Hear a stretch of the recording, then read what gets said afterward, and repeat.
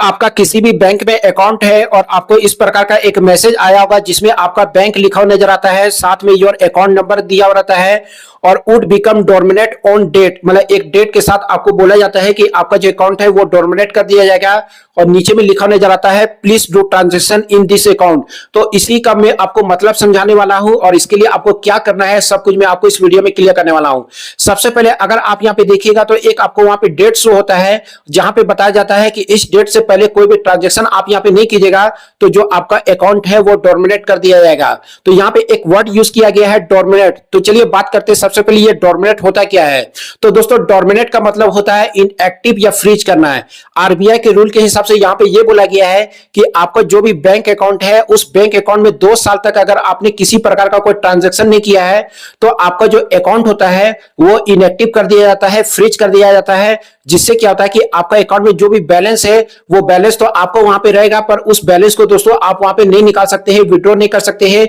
या कोई बंदा अगर आपके बैंक अकाउंट में पेमेंट करने की कोशिश करेगा तो बैंक अकाउंट में दोस्तों पेमेंट भी नहीं होगा। तो यहां क्या होता है कि आपका अकाउंट क्लोज नहीं होता है, सिर्फ आपका अकाउंट है वो इनएक्टिव हो जाता है। और अगर आपका अकाउंट इनएक्टिव हो जाता है तो देन आपको अपना अकाउंट को एक्टिव करने के लिए बैंक में जाना पड़ेगा और केवाईसी कंप्लीट करना का देन आपका जो अकाउंट है वो एक्टिव हो जाएगा। पर आपको अगर इस प्रकार का मैसेज आया है और आपका अकाउंट अभी तक इनएक्टिव नहीं हुआ है तो कुछ स्टेप को आप फॉलो करके दोस्तों यहां पे आपको इस प्रकार का मैसेज आ रहा है वो मैसेज आना बंद हो जाएगा। तो सबसे पहले यहां पे बात आती है कि अगर आपको इस प्रकार का मैसेज क्यों आता है। आप एटीएम से अगर दोस्तों किसी प्रकार का ट्रांजैक्शन नहीं कर रहे हैं, आप यूपीआई बना के रखे हुए यूपीआई से ट्रांजैक्शन नहीं कर रहे हैं, किसी प्रकार का कैश विड्रॉ नहीं कर रहे हैं, तो आप कोई भी ट्रांजैक्शन नहीं करते हैं, चाहे वो मोबाइल बैंकिंग से नहीं कर रहे हैं, तो आपका जो अकाउंट होता है वो डोरमिनेट होता है और जिसके चलते आपका जो डेबिट कार्ड है वो डेबिट कार्ड भी दोस्तों बंद हो सकता है। आपका मोबाइल बैंकिंग काम करना बंद कर देगा, आपका जो अकाउंट है वो भी दोस्तों यहाँ पे इनएक्टिव कर दिया जाएगा। तो आपको क्या करना है,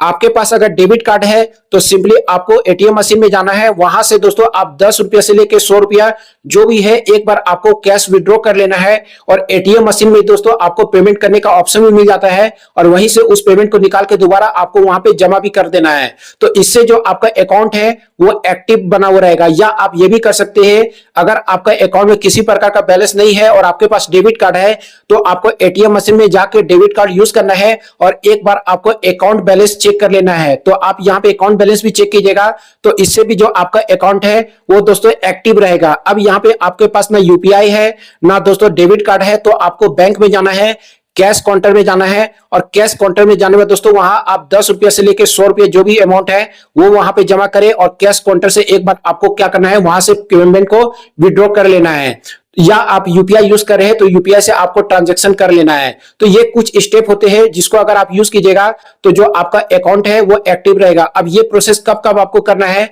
तो 6 महीने में दोस्तों आपको एक बार इस प्रोसेस को जरूर कंप्लीट कर लेना है जिससे आपका जो अकाउंट है वो हमेशा एक्टिव बना हुआ रहेगा।